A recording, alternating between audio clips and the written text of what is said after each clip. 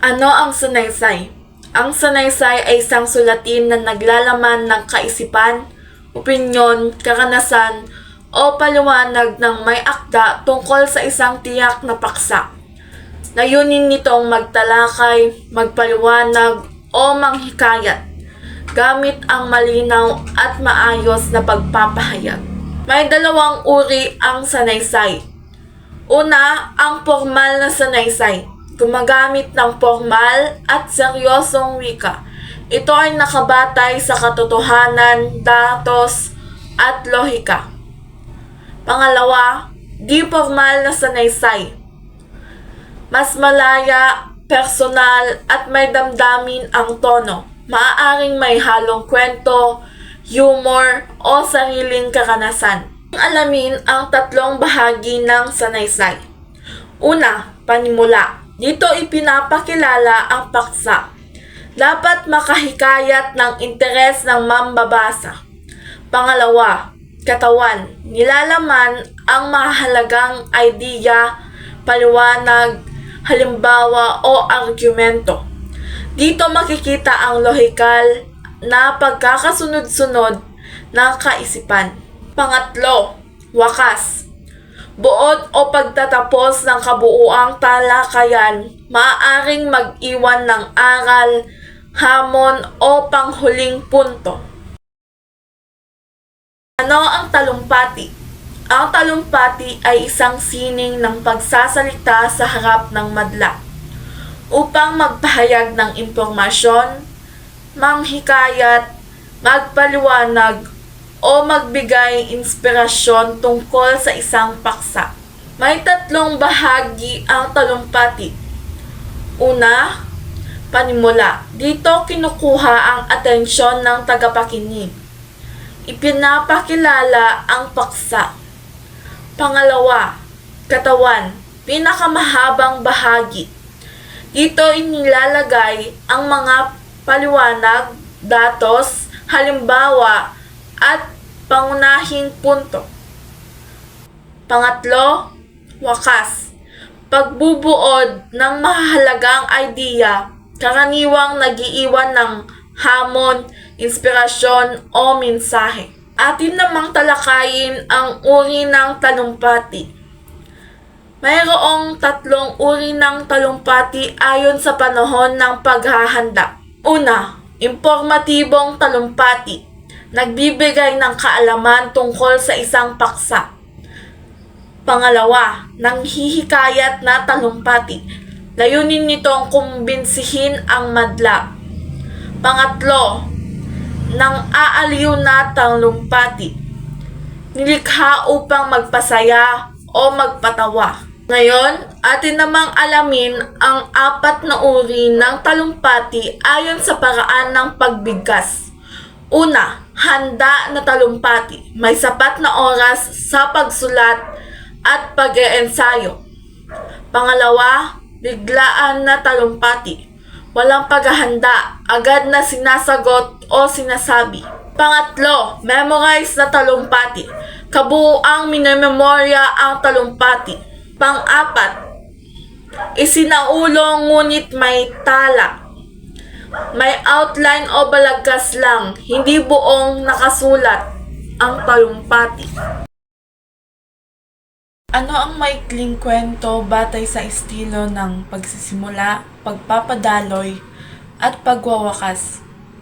Ito ay tumutukoy sa paraan ng kung paano inaayos at isinasalaysay ang kwento mula umpisa hanggang dulo upang maging malinaw, kawili-wili, at may aral. Una, estilo ng pagsisimula. Ito ang unang bahagi ng maikling kwento kung saan ipinapakilala ang tauhan, ang tagpuan, at ang suliranin. Pangalawa, estilo ng pagpapadaloy. Ito ang gitnang bahagi kung saan unti-unting nabubuo at lumalala ang suliranin. Ipinapakita ang mga kilos at desisyon ng tauhan. Nararanasan ang tunggalian o pagsubok. At panghuli, estilo ng pagwawakas. Ito ang huling bahagi ng kwento kung saan nalulutas ang suliranin na ipapakita ang aral ng kwento, maaaring masaya, malungkot, o bukas ang wakas. Ano ang dula? Ang dula ay isang uri ng akdang pampanitikan na isinusulat upang itanghal sa entablado.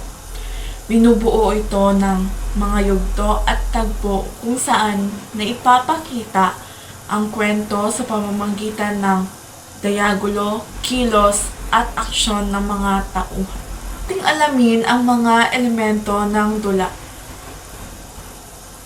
Una, ang tauhan, mga gumaganap sa kwento. Sila ang nagpapagalaw ng pangyayari. Pangatlo, banghay. Daloy ng kwento mula simula hanggang wakas. May simula, gitna, at wakas. Pangatlo, tagpuan. Lugar at panahon ng pangyayari. Pang-apat, diagulo. Pananalita ng mga tauhan, dito na ipapahayag ang damdamin at kaisipan. Panglima, tunggalian. Problema o suliranin ng dula. Maaaring tao laban sa tao, tao laban sa sarili, o tao laban sa lipunan. Pang-anim, tema. Pangunahing idea o mensahe ng dula. Ano ang parabola? Ang parabola ay isang maikling kwento na gumagamit ng pangyayari o karanasan sa pang-araw-araw na buhay upang magbigay ng aral, pagpapahalaga o moral na leksyon. Karaniwan itong simple, makatotohanan at direktang nagtuturo ng kabutihang asal. Sa madaling salita, ang parabola ay kwento na karaniwang nakukuha sa Biblia o kwento na nagtuturo ng mabuting asal at tamang gawain sa pamamagitan ng simpleng salaysay. Ang pahayag sa pagsisimula, pagpapatuloy, at pagtatapos ng isang kwento ay mga salita ginagamit upang malinaw na ipakita ang daloy ng kwento mula sa umpisa hanggang wakas. Una ay ang pahayag sa pagsisimula. Ginagamit ito sa panimulang bahagi ng kwento upang ipakilala ang tauhan, tagpuan, at sitwasyon. Layunin nitong ipakilala ang kwento at kunin ang interes ng mambabasa. Pangalawa, pahayag sa pagpapatuloy. Ginagamit ito sa gitnang bahagi ng kwento upang ipakita ang pag-usad ng mga pangyayari at suliranin. Layunin nitong ipakita ang pag-unlad ng kwento at panatilihin ang interes. Pangatlo, pahayag sa pagtatapos. Ginagamit ito sa wakas ng kwento upang tapusin ang pangyayari at ilahad ang aral. Layunin nitong ibigay ang resolusyon at aral ng kwento.